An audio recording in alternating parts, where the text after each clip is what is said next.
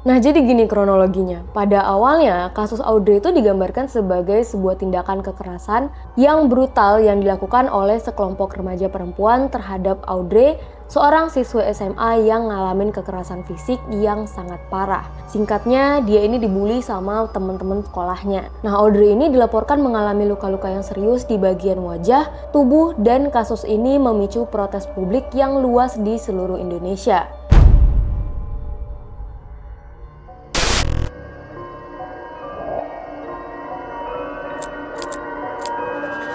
Tiga kepala terpenggal lainnya di seluruh apartemen dan banyak rumah dan menemukan istri serta putrinya yang sudah tewas tersebut berawal dari terciumnya bau busuk yang kutuk. Di antaranya adalah waktu pertama kali syuting. Saat kepala yang aku mati dan pembunuhan yang tertulis di dinding. Assalamualaikum warahmatullahi wabarakatuh. Halo Sobat Payung Misteri dimanapun kalian berada, gimana kabarnya? Semoga kalian dalam keadaan sehat agar terus bisa mendengarkan cerita horor dan misteri dari Payung Misteri Channel bersama aku, Alia. Buat yang nggak tahu, tahun 2019 lalu itu ada kasus yang sempat jadi sorotan publik yang dikenal dengan nama Justice for Audrey. Tapi di balik kesedihan dan kecaman terhadap kekerasan yang dialami oleh Audrey, ada juga kontroversi besar terkait klaim penipuan yang melibatkan keluarganya Audrey.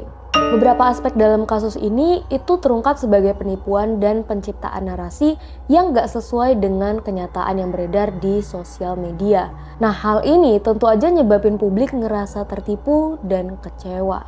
Nah, jadi gini kronologinya. Pada awalnya, kasus Audrey itu digambarkan sebagai sebuah tindakan kekerasan yang brutal yang dilakukan oleh sekelompok remaja perempuan terhadap Audrey, seorang siswa SMA yang ngalamin kekerasan fisik yang sangat parah. Singkatnya, dia ini dibully sama teman-teman sekolahnya. Nah, Audrey ini dilaporkan mengalami luka-luka yang serius di bagian wajah, tubuh, dan kasus ini memicu protes publik yang luas di seluruh Indonesia.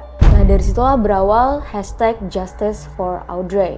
Banyak banget yang menggunakan hashtag ini, bahkan ada beberapa artis di Indonesia yang terkenal yang sampai ngedatengin Audrey buat berbelasungkawa kepada dia langsung. Tapi beberapa bulan setelah kejadian muncul beberapa hal yang mencurigakan terkait dengan cerita yang beredar di sosial media dan laporan yang dilakukan oleh keluarga Audrey. Nah, awal ceritanya yang tersebar itu Audrey itu diserang sama sekelompok anak remaja perempuan karena konflik pribadi yang melibatkan pacar dari salah satu pelaku. Namun seiring berjalannya waktu, banyak pihak nih yang mempertanyakan keakuratan dari cerita tersebut. Beberapa orang ngeduga bahwa mungkin aja cerita ini nggak sepenuhnya sesuai dengan kenyataan. Dan ada kemungkinan bahwa penganiayaan terhadap Audrey itu nggak seperti yang digambarkan. Keluarga Audrey awalnya menggambarkan situasinya itu sangat dramatis dan menyentuh hati publik, yang menyebabkan banyak orang bergerak buat memberikan dukungan kepada Audrey. Kayak yang aku bilang tadi, termasuk beberapa artis di Indonesia. Namun beberapa pihak keluarga mulai mempertanyakan pernyataan dari keluarganya Audrey, terutama terkait dengan klaim-klaim yang dirasa berlebihan atau nggak sepenuhnya terbukti. Beberapa pihak juga ngeraguin apakah luka-luka yang dialami Audrey emang disebabkan oleh penganiayaan seperti yang diceritakan, atau mungkin aja ada faktor lain yang perlu diselidiki. Seiring dengan berkembangnya penyelidikan, beberapa informasi yang berbeda pun mulai terungkap. Salah satunya adalah pengakuan dari salah seorang pelaku yang bilang bahwa tuduhan terhadapnya dan sekelompok temannya itu nggak sepenuhnya benar. Beberapa orang juga bilang bahwa kasus ini dipicu oleh perselisihan pribadi yang lebih rumit dan nggak cuma sebatas cemburu terhadap pacar. Fakta-fakta ini menimbulkan keraguan tentang cerita yang beredar dan menimbulkan kesan bahwa ada pihak yang mungkin mencoba memanfaatkan situasi ini buat menarik simpati publik. Kasus ini juga melibatkan manipulasi di sosial media, di mana informasi tentang kasus Audrey itu disebarluaskan secara massal dengan menggunakan narasi yang sangat emosional. Beberapa akun media sosial yang terlibat dalam gerakan hashtag Justice for Audrey terungkap telah menggunakan gambar-gambar yang terlalu dramatis atau bahkan mengada-ngada. Ada juga dugaan bahwa orang-orang yang terlibat dalam penyebaran informasi ini sebenarnya nggak memiliki informasi yang akurat mengenai keadaan Audrey dan justru memperburuk situasi dengan klaim yang nggak berdasar. Nah, pada puncaknya nih, kasus Justice for Audrey juga disertai dengan banyaknya berita palsu atau hoax yang beredar di sosial media. Beberapa cerita dan klaim tentang siapa yang terlibat dalam penganiayaan serta latar belakang peristiwa tersebut berubah-ubah seiring berjalannya waktu.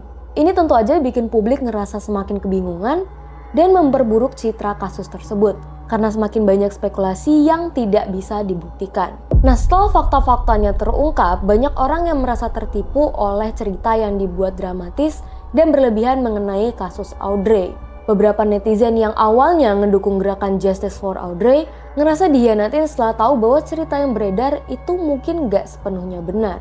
Bahkan pihak-pihak yang awalnya mengutuk kekerasan tersebut kemudian mempertanyakan apakah seluruh cerita tersebut hanya untuk menciptakan simpati atau hanya untuk menutupi fakta yang lebih rumit.